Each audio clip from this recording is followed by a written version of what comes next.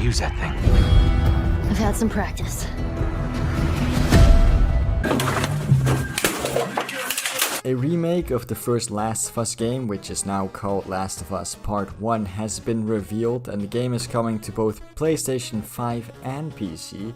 Now personally, I don't care, because I played the game on PlayStation 4 and I never finished it because I thought it was incredibly boring. The game is basically a walking simulator, and you know what? You don't even have to wait for it to come to PC because it's already on PC. Look, there it is. Just watch a walkthrough, it's basically the same experience. But you know who really does care? PlayStation fanboys, and these glue eaters are foaming out of the mouth while having anxiety attacks, desperately trying to damage control the situation. Because not only is The Last of Us 1 coming to PC, but there's also another pretty big issue with this game that PlayStation fanboys like to pretend isn't that important at all.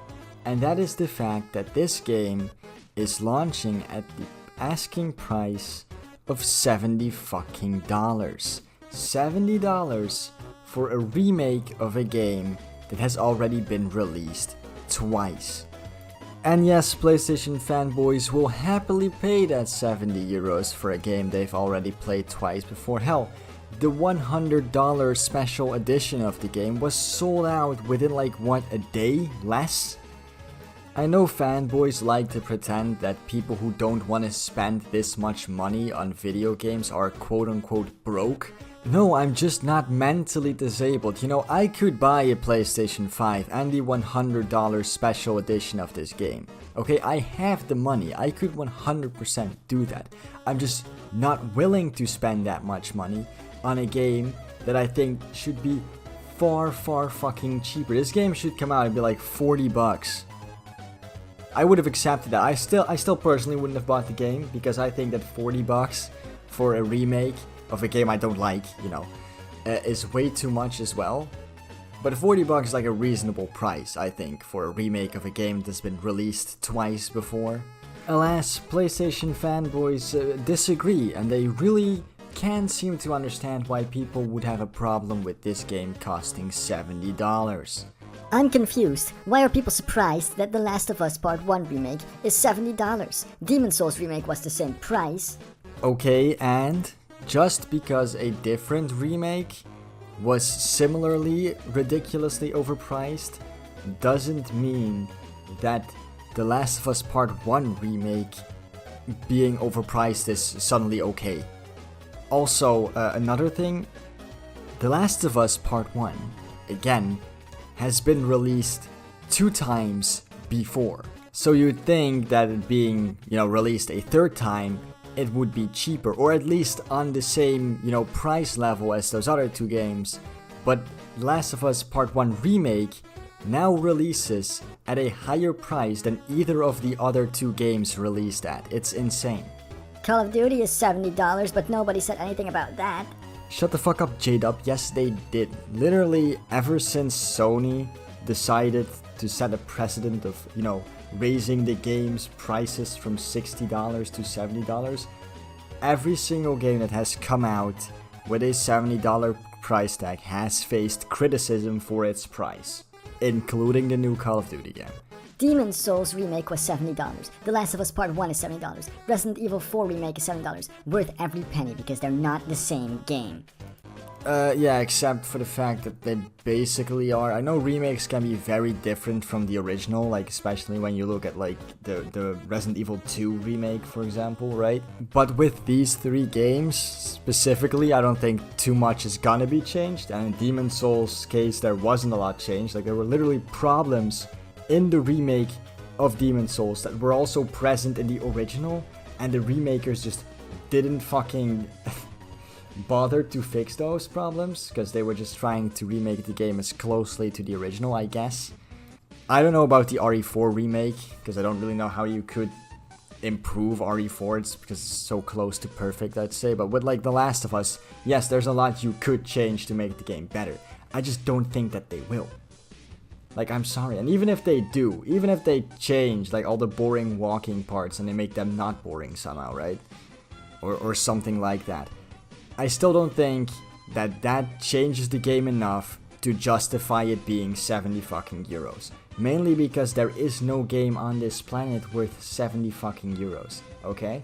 Anyway, I feel like it's time to laugh at some people upset that the game is coming to PC, because of course, when other people get to play a video game you already played, that's very upsetting.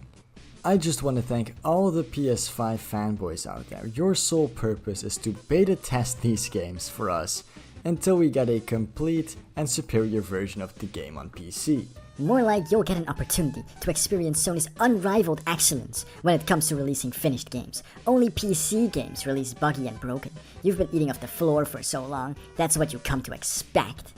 Yeah man, we've just been eating off the floor with our higher frame rates and better resolutions.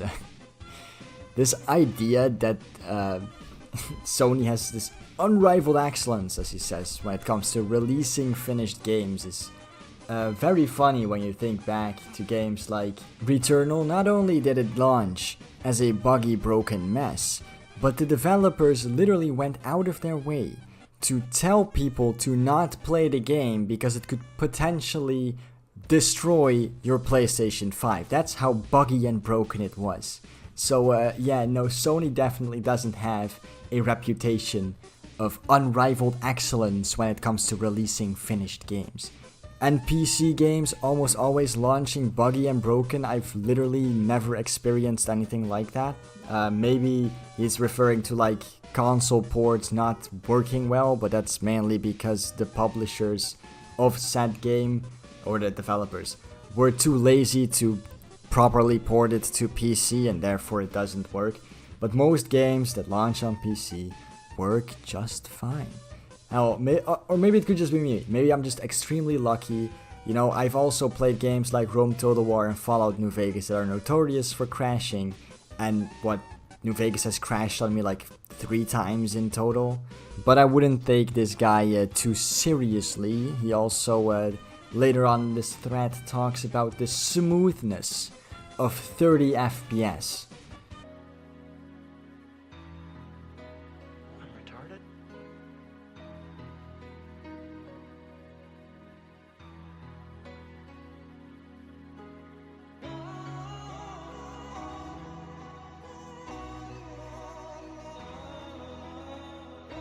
PC soon. Just wait until you people understand the definition of masterpiece, of excessive, from PlayStation players that enjoyed this game since the beginning.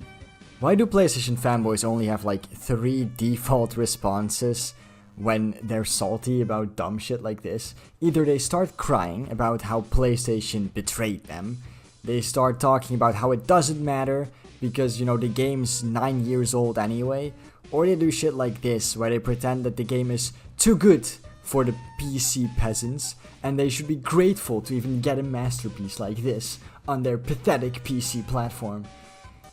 It's like, come on, dude. We all know, first of all, that our platform is just better in literally every single way. And also, like, come up with, like, an original response once, okay? Because this shit's getting boring. It's always the same fucking salt shit.